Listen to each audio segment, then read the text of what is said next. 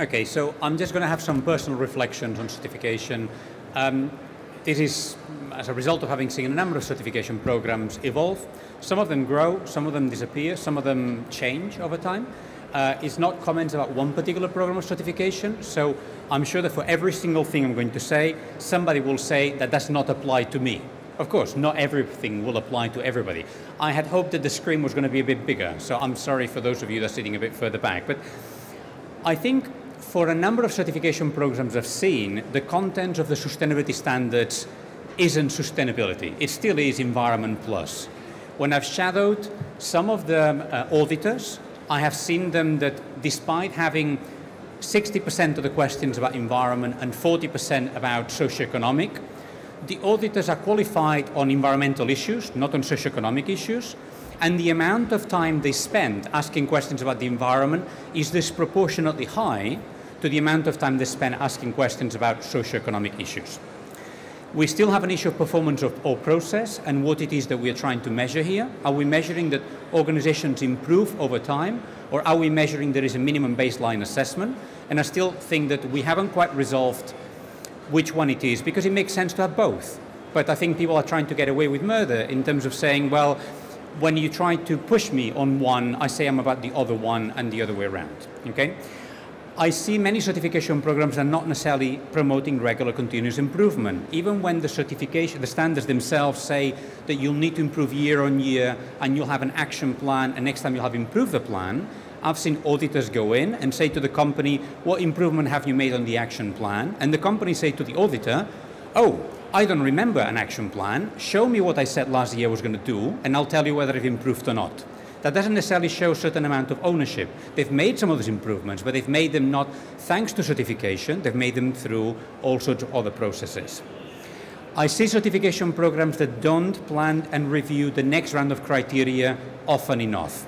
And if you allow your criteria to last for too many years, the world is moving on, and then when it comes to your time of making the changes, you really can't catch up.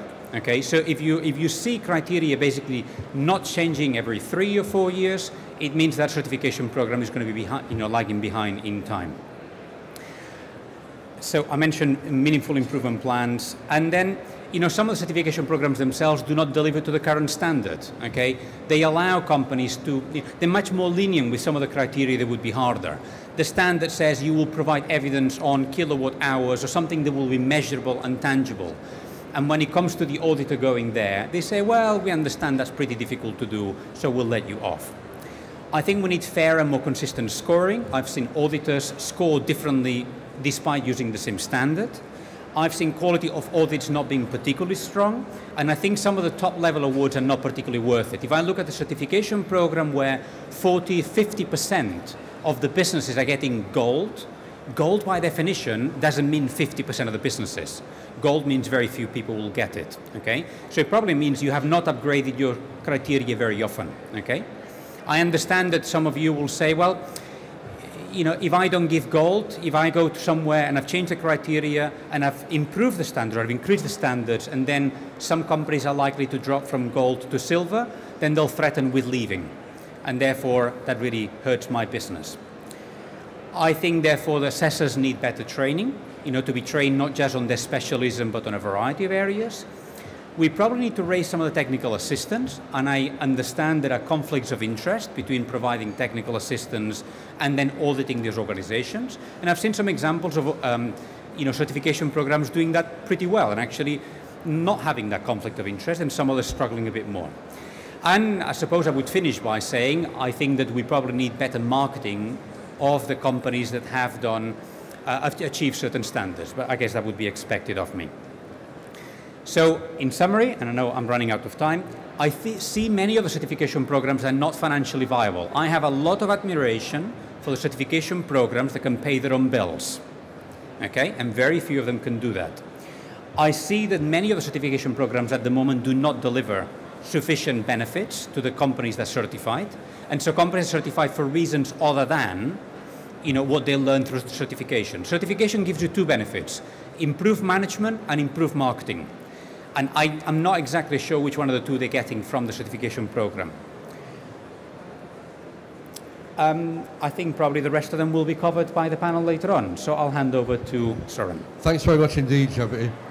What's next for certification? Thank you very much, Harold, for inviting me back. I discussed that with my team, and the first response was, well, that is the old age question. What is next for certification? But then we had a few more responses and ideas, and I'm going to talk about those in a second. In the program, it said certification schemes are now well established. And if that's really the case, maybe we are doing okay, and we can continue growing, and we can get more hotels on board, and we can develop to even become maybe a perfect certification scheme, as maybe we required or suggested by some of the critics of certification. So if it's really the case that certification schemes are well established, then I think we are doing okay. But I fundamentally believe that this premise that certification schemes are well established is not true. I don't think that's the case. Globally, we have around 6,000 hotels that have a credible sustainability certification. 6,000 hotels globally. In the UK alone, UK tour operators, we contract around 30,000 hotels. So we are far, far away from a critical mass. It seems we are well established, and if we look at all the different certification schemes that move into that market, it seems that it is a market worth being in. But again, I don't think that they are well established yet. So sorry to start us off a little bit gloomy here, but I really think that we are far away from being in a position to say that sustainability certification and certification has found its place in the market and in our industry. When we at TravelLife started around 10 years ago, it was just a little project and just a little idea. We thought there needs to be something that goes beyond health and safety, and we worked with a number of hotels, tour operators, and we were hosted and supported by Upturn, the UK trade association. And now, 10 years later, we have a global team in London. We have over 1,500 hotel chain clients. We work with all major tour operators, and on average, we audit 2 hotels per day in over 50 countries. We have a checklist that is very, very good. It goes beyond just environmental issues. So we are now inspecting human rights and modern slavery issues. And it makes us at TravelLife extremely proud to see that companies now use information and data to produce their modern slavery statement. So we're not just going out and doing short audits. The information that is gathered has actually impact, is impacting people and is helping big companies to report on key issues. We're also starting to report more transparently on the key issues. Just for World Travel Market, we started a new campaign called TravelLife Champions, where we are reporting success stories, both socially and environmental success stories. So if you have time, please have a look at our Twitter feed at TravelLife Hotels, and there we are sharing some great stories. So from our point of view, TravelLife, not so gloomy anymore. I think we are moving in the right direction, and this is positive. So still, I said there were a few ideas that we discussed in the team, and just to finish, I have 3 things that I think respond to the question, what is next for certification? The first one is for certification schemes, in particular for us at TravelLife, to stay focused. And what I mean by that is that our clients are hotels and our clients are tour operators. So we certify hotels, those are our key clients, and we act as a risk management tool for tour operators. So there are a lot of initiatives and a lot of ideas from academics, stakeholders, NGOs, and we really appreciate those. But at the end of the day, we need to make sure that the certification scheme we operate is affordable for hotels and is also achievable. We don't want something that is perfect, perfect, perfect. We want something that changes the market. So we always need to find the balance between the different stakeholders. But at the end of the day, hotels and tour operators will always be at the forefront of what we do. The second one is we believe that global governance of certification scheme needs to be improved.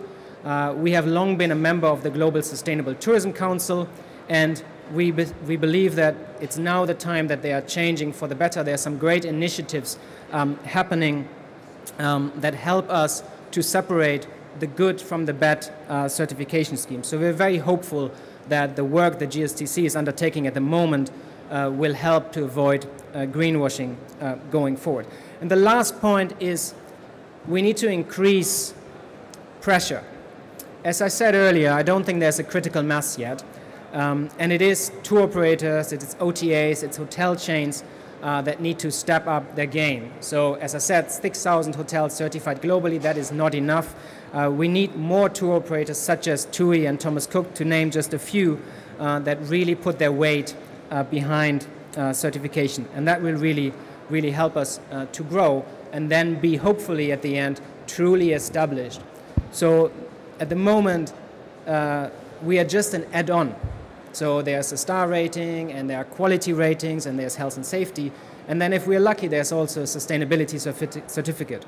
So to be truly established, as it says in the program, I believe that sustainability certification needs to go alongside all of those other important initiatives in the industry. And I'm sure in the debate we can come back to some of the issues and points Harold raised at the beginning. But I think this is, from our point of view, the most important things we need to do. So global governance, increase the pressure, and really focus on value that we deliver to hotels and tour operators. Thank you very much. Yes, okay. Well, what I wanted to do is add some more perspective. I think it was great what Xavier said earlier on, and particularly the heavy criticism for certification. I think it is true that there's a lot of problems and there's a lot of issues to do with certification and whether they really make a difference and how much of a difference they make. I think, as from what Soren said, he mentioned about how many certifications he's dealing with. If you add up the number of businesses that are part of Green Tourism, which is our program, which has bronze, silver, gold, and you add up the number in Travel Life, which is another couple of thousand businesses that have bronze, silver, gold, and you add all the other certified products out there, it probably globally doesn't come to much more than about 10,000 businesses. So if you actually look at the industry, it's an absolute drop in the ocean. I mean, the number of certified products is very small. In the UK, for example, we have 2,000 businesses, and we've worked with 5,000 businesses over the years, but there's 50,000 tourism businesses just in the UK and Ireland alone. So you can see there's still a massive opportunity and a massive challenge if we're really going to engage the industry and move it forward. And in that respect, we need people to buy into the concept of certification. So I'm going to speak a little bit about why certification is so valuable. If we're going to have a roadmap for a more sustainable future, we need a plan. If we have no plan, we are completely and utterly, and I would swear, but I'm not going to, doomed. But we really are. And we need a program that moves us positively in the right direction, and it uses tangible, real figures to deliver change. I'm doing a presentation tomorrow on Wednesday, and I mentioned a little bit about benchmarking earlier on in my earlier presentation. We have benchmarks. We use our benchmarks to guide our businesses towards zero carbon. So for our excellent category of benchmark, you have to achieve less than 5 kilograms of CO2 per overnight. Now, I know that probably doesn't mean anything to hardly any of you, because you'll be like, well, what the heck is that? You know, how does that relate? But it is a real progression. And of course, we're working on businesses to go from not using renewables to going for LED and then putting in the renewables and then achieving these very ambitious targets. And we have some businesses that have achieved it. Now, interestingly, we don't link that benchmark with our award. Our award has bronze, silver, gold, but as long as you're making progress, you can move towards being gold. We don't say you can't be gold unless you're zero, because it's a big ask for some of the bigger hotel chains. And we have to work with those hotel chains to deliver change. And if we try and deliver that change and say, I'm sorry, you can only be in if you're really low, and you've got down to zero already, we'll lose them. And there's no regulation. There's absolutely no regulation for our industry from government or any other bodies that says you have to have a certification. As a result, it's voluntary. People choose to do it. And you can't choose people to do things if you make it so tough that they can't even get involved. So it is a journey. The reason we designed the program Bronze, Silver, Gold was in order to have a stepping stone program. And there are certifications out there which have a single level. As far as I'm concerned, they are not progressive. They are not moving people forward. Moving people forward is getting people to go on this journey. And it's a journey. It's not a destination. It's about moving forward together. And we're all bad. I mean, we had a show of hands who people flew here, lots of people flying here. You look at the impact of this event, it must be massive. And all the people who travel, and yet it's only one corner of one room that we even begin to talk about carbon. And I think that's a shame, and I think the industry should be absolutely ashamed of what it's doing and what it's done already. And even places like I live in Scotland, we're trying to encourage more Chinese tourists. To travel from China to the UK would be the same amount of carbon emission as staying a year in one of the hotels. And they'd be coming on holiday for just a couple of weeks. So there's a real challenge, but we definitely need regulation. We definitely need governments getting behind this story and really pushing it. And we need certification, because even if it isn't perfect, it is a process of moving forward. And if we have a process of moving forward and we have a plan and we work together, then we can do it. One of the challenges also that occurs to me on this is if you have a competition between different certifications, so you have certifications working all different destinations, all fighting against each other, you encourage a lower common denominator, because people try and make it easier and easier to get your certification. So again, that makes it a challenge. But does that mean we don't need certification? I think we do.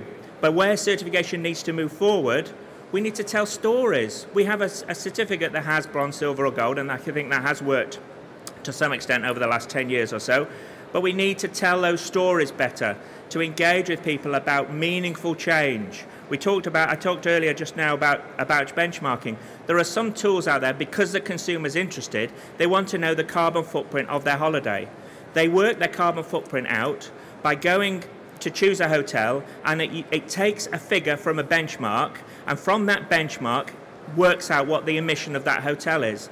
That is rubbish, absolute bullshit. It should be on your actual emissions, because everybody's emissions are different, and you will be surprised at the businesses that can be low carbon. There are businesses you wouldn't expect from the outside that can be very low carbon in terms of they're working so hard with their staff, they do lots of things behind the scenes. You don't necessarily know everything from staying in a hotel just by looking at the reception or staying in the room. You don't always get to know that. And I guess ultimately it comes down to trust. You've got to decide what kind of processes or what kind of programs you want to trust, because ultimately that's what we're in the industry of doing.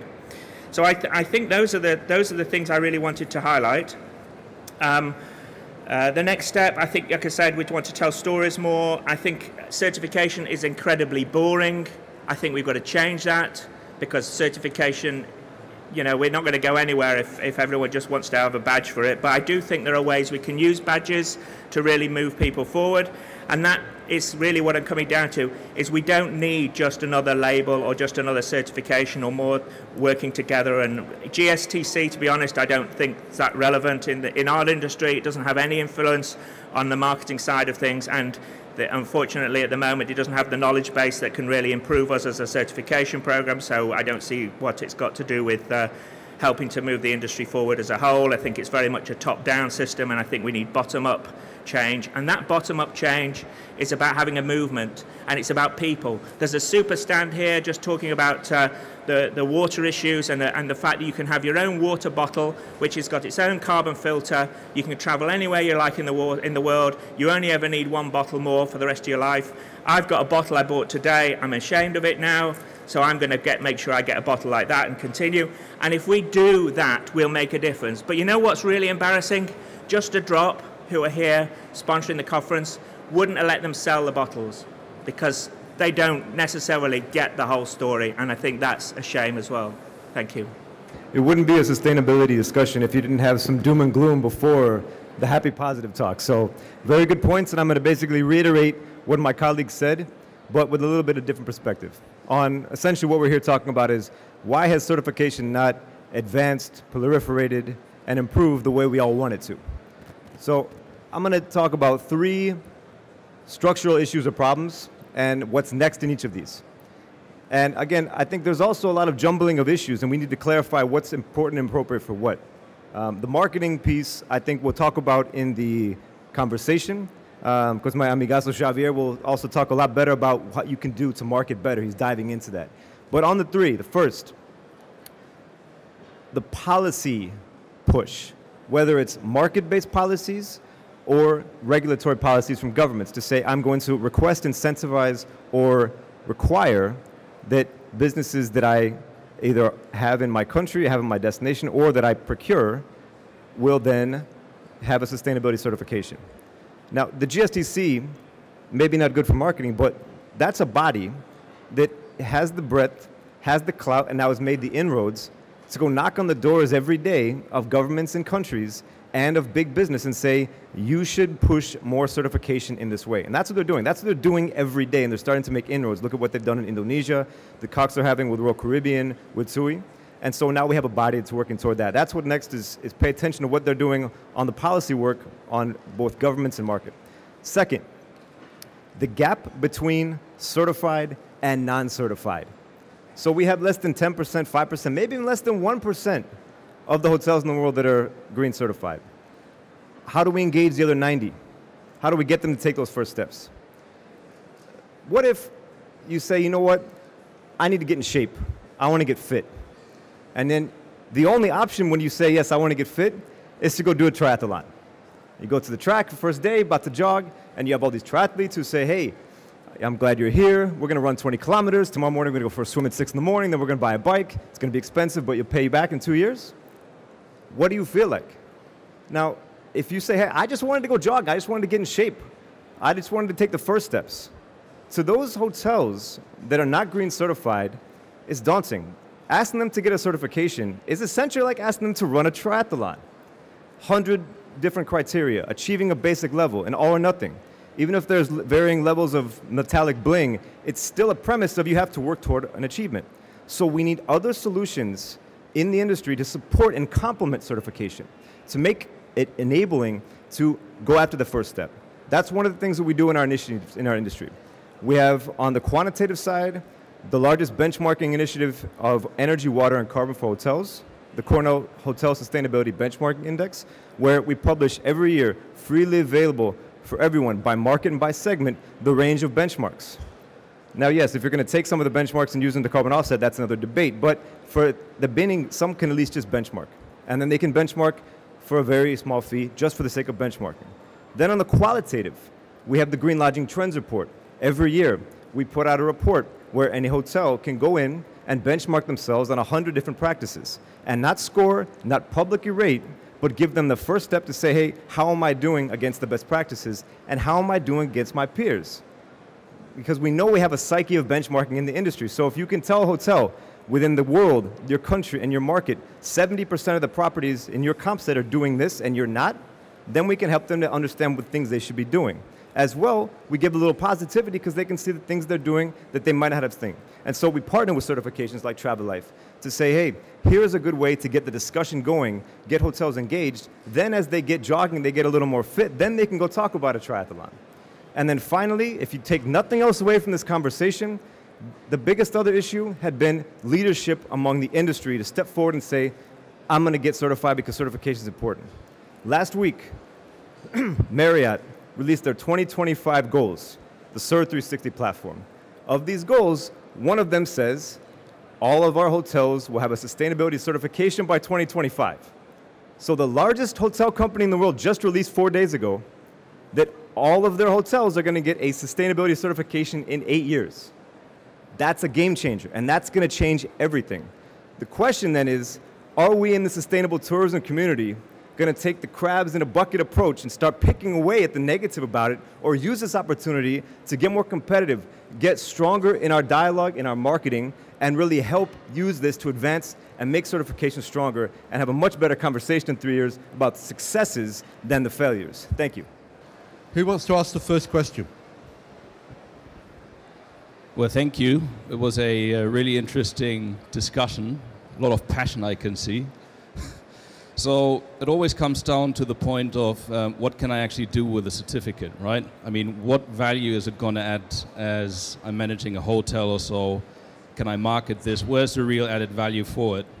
And I can see also the points that were made in terms of there's not really a system in place in terms of continuously measure and continuously improve. I really like that fact as well. So that basically comes back into a discussion where consultants are actually helping the industry and facilitate and integrate, let's say. But you see a lot of energy managers out there or so that are just basically doing the snapshot analysis. They're just doing a site audit and then they walk away. And you might have a change in there, but it's not sustainable. So I guess my question to you or the panel would be, what are, let's say, the key enablers that you actually see with these energy managers in terms of actually making that a success? John, do you want to go first?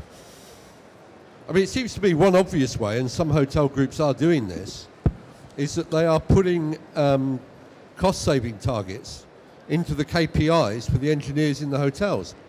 That works. Yes. It should be on. It's on? Is it okay? All right.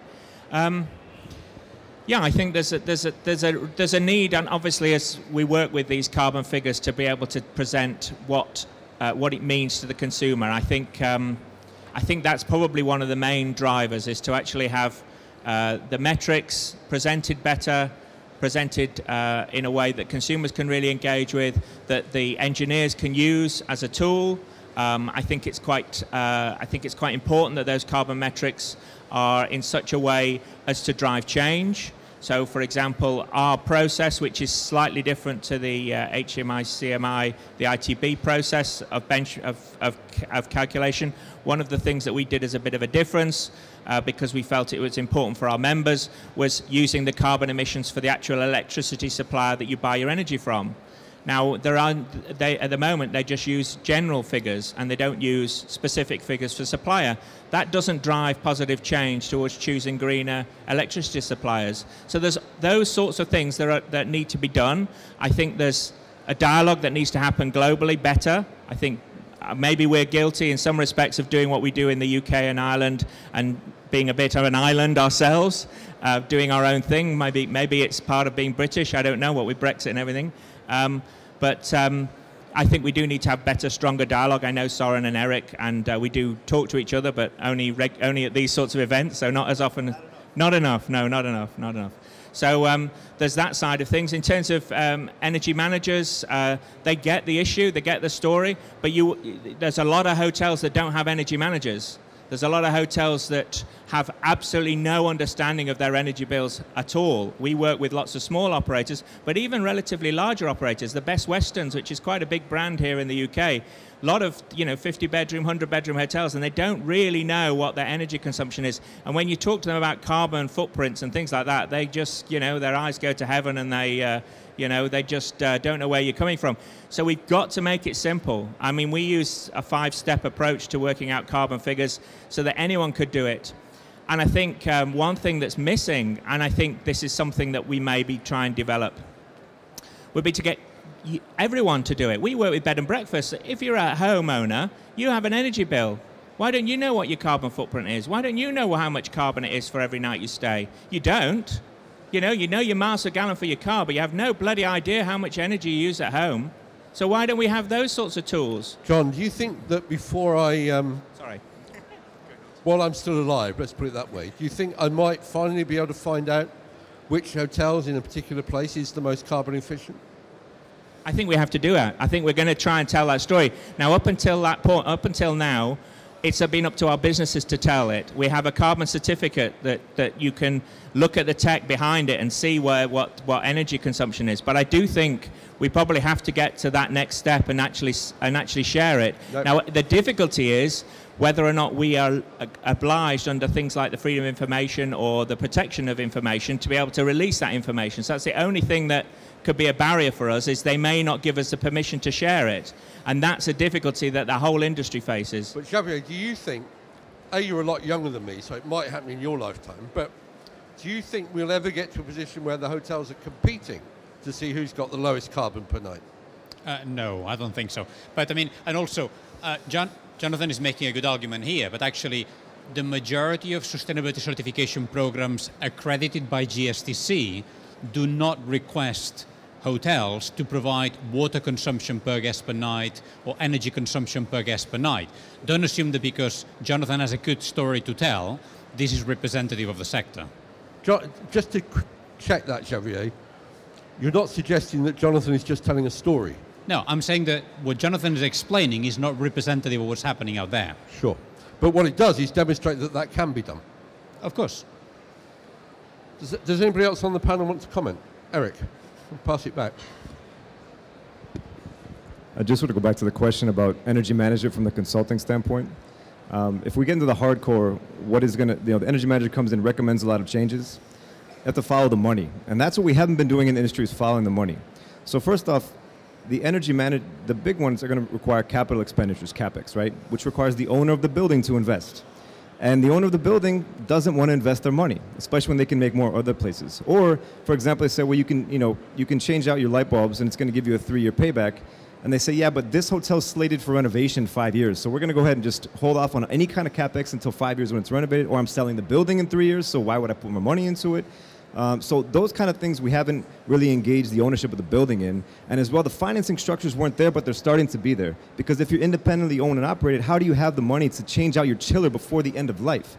But now people are getting smarter. Talking with somebody the other day for a hotel in Singapore, he's got an agreement with a provider that is going to change out their chiller for $1 million, and they're going to do it with no upfront cost and split the savings for 7 years. So the fact that you now have business models where you can put up and change out without the CapEx, those are the kind of innovative things we need to bring more case studies to, because then now we've got people's attention, people's ears. Solar, purchase power agreements, those kind of things as well. That's when we need to get more in the details of, okay, how do you actually fund and finance organizationally and technically the changes? Soren, do you want to comment on this? Yeah, thank you. I agree with Eric's point. But going back to the question, I think what's really, really important, that as certification schemes, we demonstrate the value to hotels. And it's often the energy managers or the green leaders or whatever you want to call them, that make the decisions, and they really look at the numbers. And if it wouldn't add up, they wouldn't do it. So we did a lot of work, in particular with TUI, to understand the cost savings that can be generated through certification. And the numbers are very, very convincing. So I think it's now really rolling that out and getting that across a broader audience of hotels. So I think it's the traditional metrics we can look at, and they are convincing. The other side is marketing, where traditionally I think certification schemes haven't been that good. We certainly try to get better at it. So really helping hotels to engage their guests. So we launched a new guest template communication strategy whereby we helped hotels to communicate what a certificate means. So that's really important because it's a complex issue. And the other thing is going back to what we touched upon earlier as well, telling some stories. So I don't think that anyone is going to be interested really, maybe 1% or maybe Harold, about the carbon efficiency of a hotel before booking it. I think it's the story that enriches a hotel stay experience and having a more authentic experience. And that is what a lot of the certification is about as well. So trying to understand where the food comes from, how the hotel engages with the local community, going on excursions that are meaningful. And so I think finding the balance between the kind of more hard metrics, environmental issues, and the feel-good stories is very important. For those of you who weren't here in the previous session, we had actually an example of a hotel or resort from Kerala, which is already doing that and which has got good occupancy and providing a great all-round experience. I'm sorry that you are so, all of you, pessimistic that we're going to see change. Chris?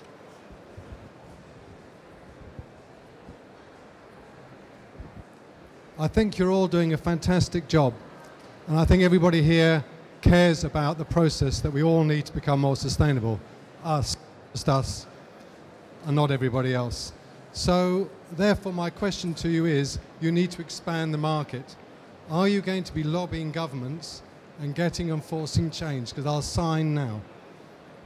Please, can you help the process? We need you to take leadership in this area, because I'm not going to argue about whether that certification is better than this one. It really doesn't matter. You're doing your best. You're doing a great job.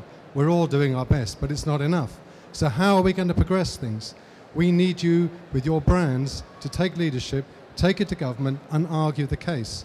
I will sign today anything you want, within limits, right, to make that so. Because we're not going to have any more conversations like this, are we? Surely.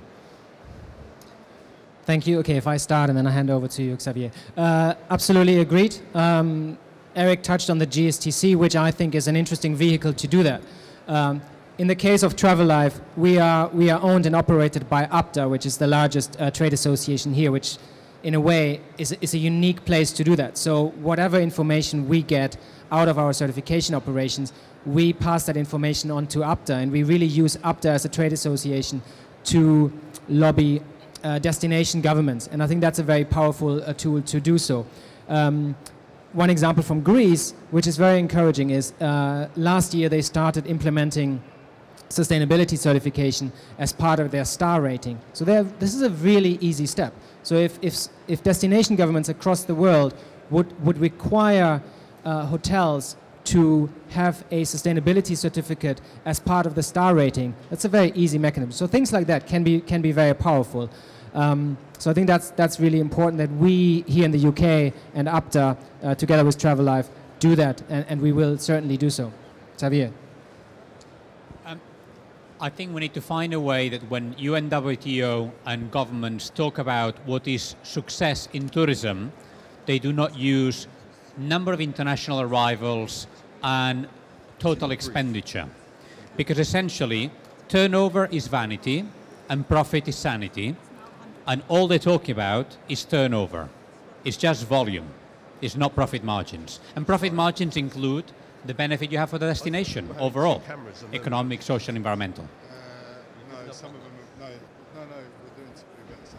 There's a contribution I want to have from this lady here who wants to make the point that tourism is way behind the pace. I have been Lottie Koch from Fog Green Architecture. We live here in London, but have also done a lot of work in Germany. And I want to tell you shortly about a project that has actually all these elements that you are talking about. So it can be done. And I have been following since 2009 how the tourism industry was behind in that topic with energy efficiency, carbon emission reduction, sustainability. And I'm happy to hear this talk. We come from sustainable carbon neutral architecture. And we did for the big German Rewe Group, it's this retailer like Tesco and Marks and Spencer, the worldwide first carbon neutral supermarket. And the good story is that we are saving 63% on the energy bill compared to their former. We use the daylight. We had 435 tons of CO2 emission saving. It's the highest building certification in sustainability. And it was a pilot project that has now been turned into the first 100 as a replicable model. And we showed ministries how to do that. And it influenced the whole German supermarket market. So we need change, and we need sustainability tools where sustainability is combined with cost savings and energy efficiency and carbon emission, that people can see and touch how it goes. That inspires, and that these first mover projects helps a lot. So I can only encourage, let's walk the talk. It is interesting, isn't it, to have a contribution at the end that suggests that perhaps tourism is not keeping pace with what's happening in some other sectors.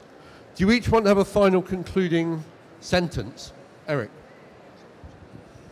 Tourism's not keeping pace because it didn't have the same activism that other bigger industries did. It had to react a lot earlier. So I think that's one of the big reasons. Final comment, appreciate that. Again, the big problem is the gap. That's amazing, right? 99% of the buildings are not.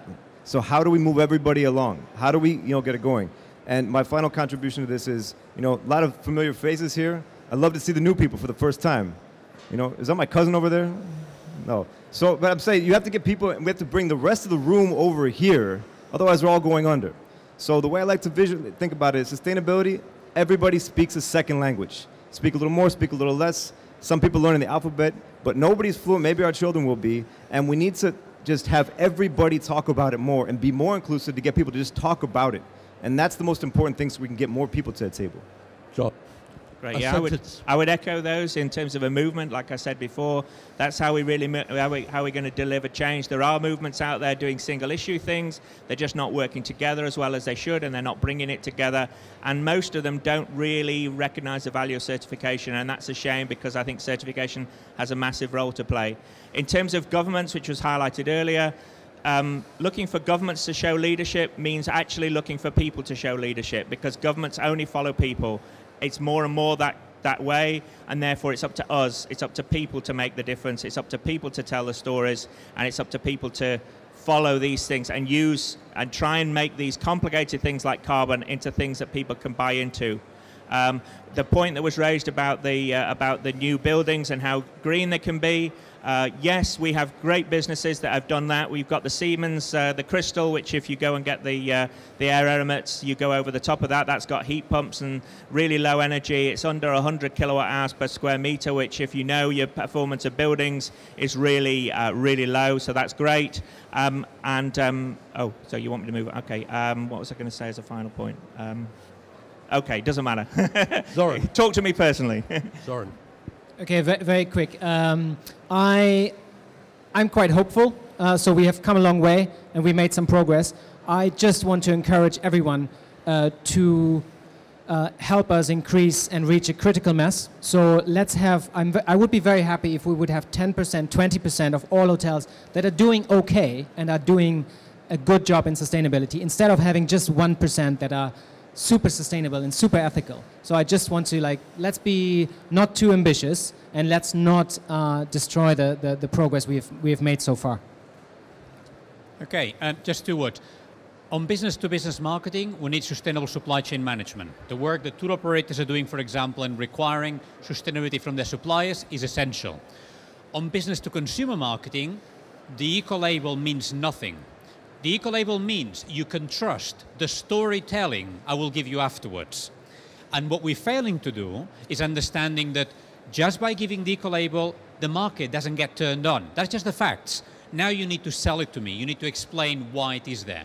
But I like the eco-label as a way of providing that reassurance that you can trust the message.